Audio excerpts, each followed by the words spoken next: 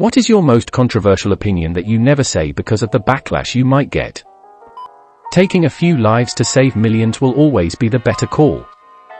That feminism in the 21st century has become embarrassing. I'm a woman and I'm all for equal rights, but damn people. Feminism as a movement, in my opinion. Instead of helping both genders, it's NKW focused on helping women get the upper hand above men. Console gaming is better than PC. Stop protecting the idiot kids of the world. If their own parents don't have the instincts to protect them, then maybe their specific genetics aren't supposed to keep going onward into the future of our species. They probably weren't supposed to get this far in the first place. One is marriage is not important. It's an hated opinion in my conservative country. Forcing children to sit in the lap of relatives is wrong. Joking about child marriage. As in forced child marriages, which is very common in Bangladesh. Trans women are not women. Conservatives are sensitive. Liberals are arrogant. Trans women are women. No, if they want to say they are, they can. If they respect me, then I will respect them enough to call them the she pronouns they want. But just because they think they are a woman, it doesn't change their male blend structure or even male chromosomes. Buddy, every person on the planet that has double X chromosomes is female. Putin calls trans people transformers at G20 summit. Did you really use Vladimir Putin as a source? As a joke? I find it funny that he referred to them as transformers. I don't think it's funny. And that's your opinion. I live for stand-ups, comedy. I like comedy as much as the next person. Who doesn't like to laugh? I don't need to put other people down to laugh though, but hey, you do you shrug. This is why we have choices from 100 plus comedians. So what you're saying is the style of comedy you like is the type that makes an entire group of people feel put down. Am I getting this right? You're looking to get triggered and digging into Dave Chappelle, LOL. Go away. Same topic. This is something I heard Dave Chappelle say on a special. I love Dave Chappelle. If LeBron James came out as a woman, would he play for the WNBA? But really, what does it mean to be equal? I love that quote so much, it says a lot about woke culture. I also don't really like cancel culture, like no one is perfect, just accept that. Especially when people dig up stuff from a decade ago and try to cancel someone. I feel so bad for people who tried their best to change, but aren't being forgiven.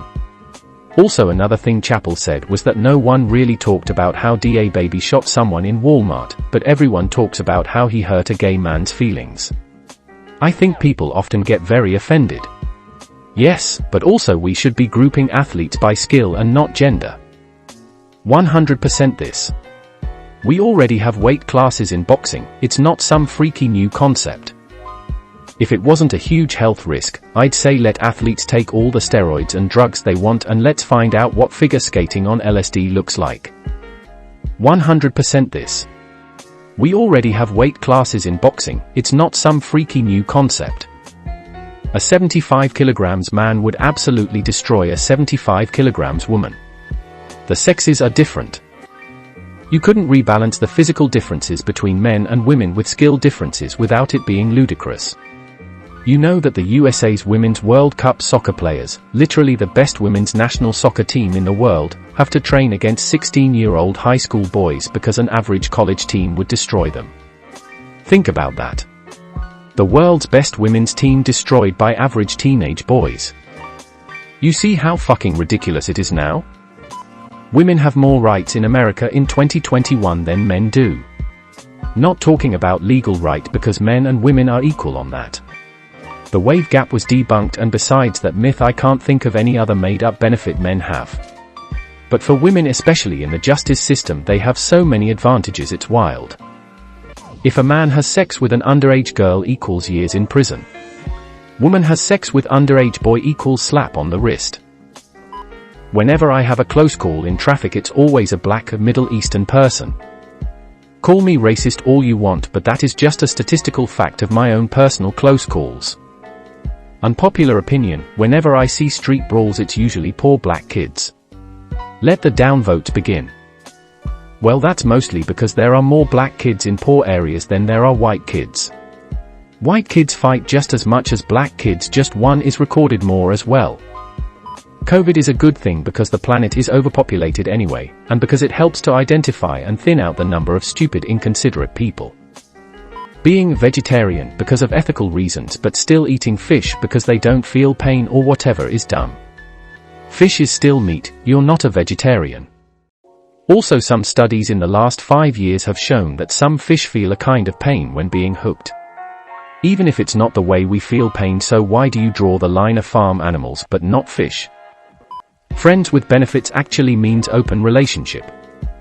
It is as simple as that. You could argue that it is a different kind of love in friendship than in open relationships. But in my opinion, if you spend much time with your friend, enjoy doing that, and you find each other hot enough to have sex, that is basically a relationship.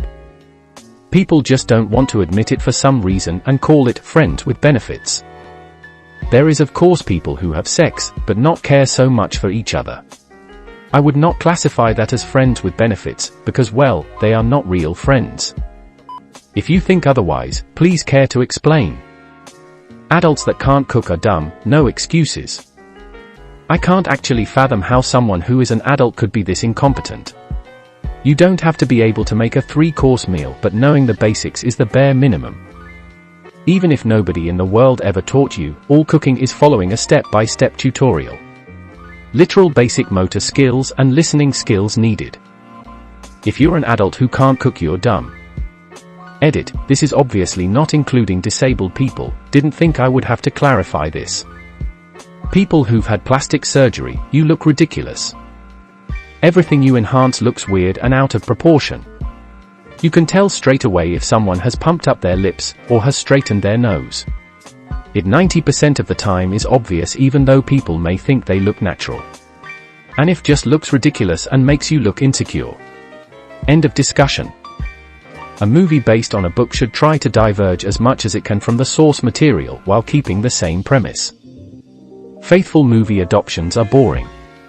Why would you want to see the same stories told in the same way again and again in different format? Makes no sense. I would rather enjoy those stories told in different ways in multiple formats.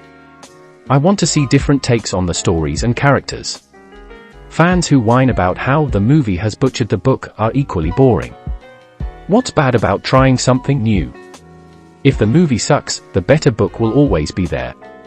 You can always return to it.